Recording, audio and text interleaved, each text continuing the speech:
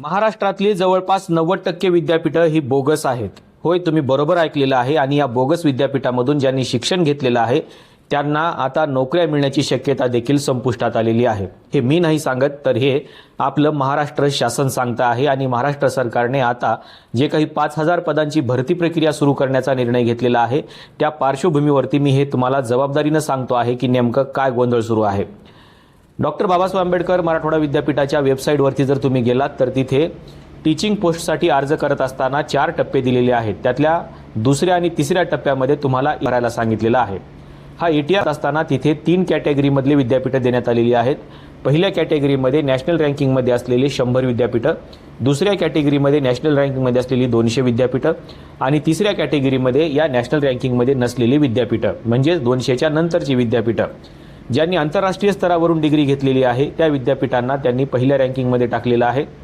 आणि भारतातल्या पहिल्या 100 विद्यापीठांना म्हणजे जे नॅशनल रँकिंगमध्ये आहेत त्यांना पहिल्या 100 मध्ये टाकलेलं आहे. आणि ही कॅटेगरी दिलेली आहे आणि या कॅटेगरीनुसार रँकिंग ठरणार आहे, मार्क ठरणार आहेत. समजा एखाद्या विद्यार्थ्याने जर नॅशनल रँकिंगमध्ये असलेल्या विद्यापीठामधून 80% डिग्री घेतलेली असेल, त्याला जर पदवीला 80% मार्क्स असतील तर त्याचे 80% गृहीत धरले जातील जर तो नॅशनल रँकिंगच्या पहिल्या 100 युनिव्हर्सिटीमध्ये असेल किंवा आंतरराष्ट्रीय विद्यापीठामधून तो शिकून आलेला असेल तर. आणि त्याच विद्यार्थ्याने म्हणजे तशाच प्रकारची डिग्री, सेम क्वालिफिकेशन आणि सेम पर्सेंटेज म्हणजेच जर समजा एखाद्या विद्यार्थ्याने नागपूर विद्यापीठामधून 80%ची डिग्री घेतली असेल किंवा जळगाव असेल, नांदेड असेल, डॉक्टर बाबासाहेब आंबेडकर मराठवाडा विद्यापीठ असेल किंवा सोलापूर असेल किंवा अशी महाराष्ट्रामधली पुणे आणि मुंबई सोडता या 2 विद्यापीठाच्या व्यतिरिक्त ज्या ज्या विद्यापीठामधून डिग्री घेतलेली आहे त्या विद्यार्थ्याला जरी 80% मार्क पडले असले तर त्याचे मार्क्स मात्र 3rd कॅटेगरीमध्ये जाणार आहेत आणि त्याचे मार्क्स तिथे ऑटोमॅटिकली कमी होणार आहेत. म्हणजेच जो पहिल्या कॅटेगरीमध्ये आहे त्याचं पर्सेंटेज 80च राहील, पण दुसऱ्या किंवा तिसऱ्या कॅटेगरीमध्ये असलेले विद्यापीठ त्यांचे 80% हे कमी कमी होत जातील आणि 3rd कॅटेगरीमध्ये विद्यार्थ्याचे सगळ्यात कमी मार्क्स असतील. आता या हिशोबाने जर तुम्ही बघितलं तर तुमच्या असं लक्षामध्ये येईल की महाराष्ट्रामध्ये फक्त 2च विद्यापीठं आहेत जे नॅशनल रँकिंगच्या पहिल्या 100 मध्ये आहेत. त्यामध्ये एक पुणे विद्यापीठ आहे आणि दुसरं मुंबई विद्यापीठ आहे. या व्यतिरिक्त जे इतर विद्यापीठं आहेत ते सगळे विद्यापीठं हे 200च्या बाहेर आहेत किंवा 100च्या नंतर आहेत, म्हणजे त्यांची कॅटेगरी 2nd किंवा 3rd आहे. महाराष्ट्रामध्ये जवळपास 90% विद्यापीठं अशी आहेत जे 3rd कॅटेगरीमध्ये येतात. आता मुंबई विद्यापीठामधून डिग्री घेतलेला मुलगा ज्याचे 80% आहे त्याचे 80% धरले जातील. आणि स्वामी रामानंद तीर्थ मराठवाडा विद्यापीठामधून ज्याने डिग्री घेतलेली आहे त्या विद्यार्थ्याने जरी 85% घेतले असतील तरी त्याचे मार्क कमी होतील. म्हणजे 80% असो की 85% असो त्याचे मार्क्स हे मुंबई विद्यापीठाच्या विद्यार्थ्यांपेक्षा कमी येणार आहेत. त्याच्यामुळे दोघांची जरी डिग्री सारखी असली, दोघांनी जरी महाराष्ट्राच्या विद्यापीठातून शिक्षण घेतलं असलं आणि दोघांचं पर्सेंटेज जरी इक्वल असलं तरी ETR फॉर्म तुमचं पर्सेंटेज कमी करतो ज्यांचे 3rd कॅटेगरीमध्ये युनिव्हर्सिटी आहेत. आता असं जर झालं तर मराठवाड्यातल्या कुठल्याही विद्यार्थ्याला, मराठवाडा, खानदेश किंवा विदर्भ यातल्या कुठल्याही विद्यार्थ्यांना भविष्यामध्ये नोकरी मिळण्याची शक्यता संपलेली आहे.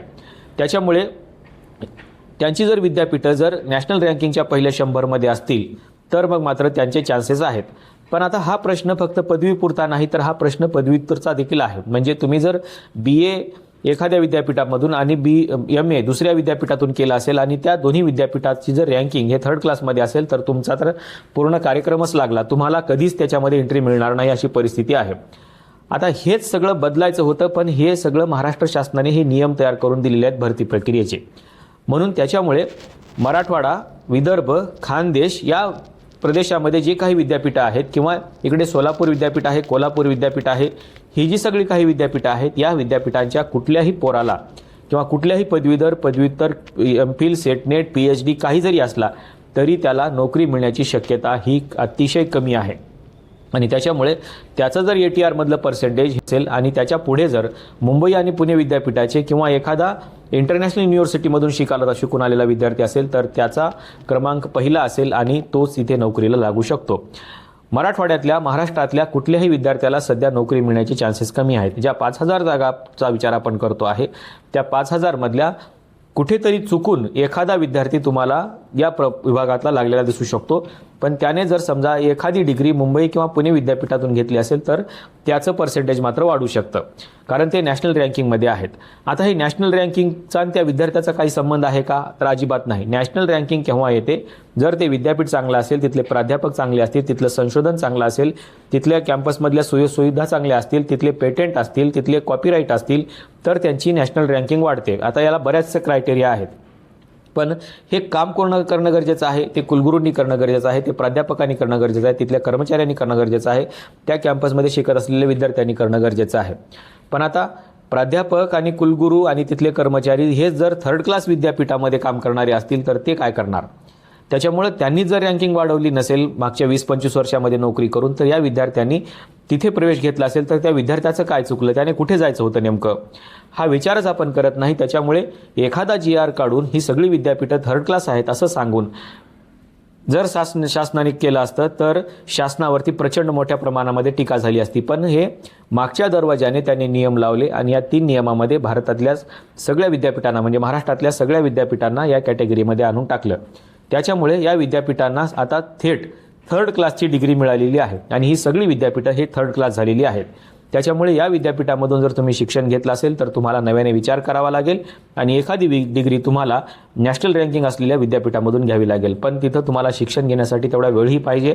जर तिथून शिक्षण घेतलं नसेल तर मग मात्र तुम्हाला नोकरी मिळण्याची शक्यता कमी आहे.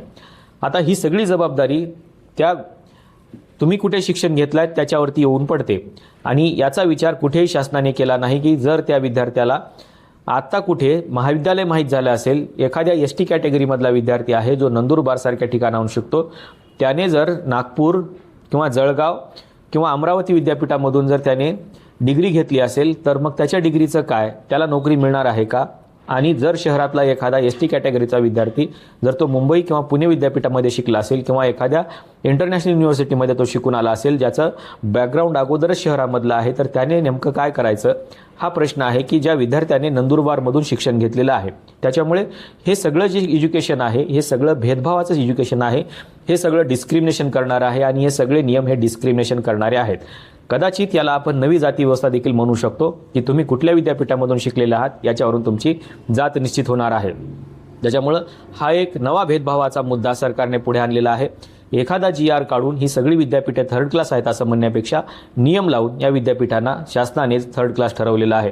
तुम्हाला नेमकं या थर्ड क्लास डिग्रीबद्दल आणि या थर्ड क्लास विद्यापीठाच्या या नियमाबद्दल तुम्हाला नेमकं काय वाटतं हे सांगायला विसरू नका. आजच्या व्हिडिओमध्ये आपण इथेच थांबूया. धन्यवाद.